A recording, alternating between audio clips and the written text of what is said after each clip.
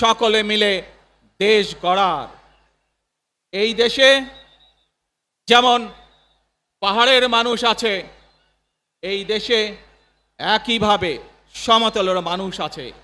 এই দেশে মুসলমান, বৌদ্ধ, খ্রিস্টান, হিন্দু সহ বিভিন্ন ধর্মের মানুষ বসবাস করে।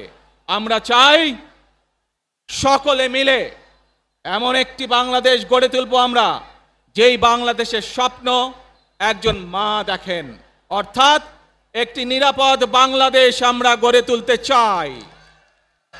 যে বাংলাদেশে একজন নারী, একজন পুরুষ, একজন শিশু যেই হোক না কেন নিরাপদে ঘর থেকে বের হলে নিরাপদে ইনশাআল্লাহ ঘরে আবার ফিরে আসতে পারে।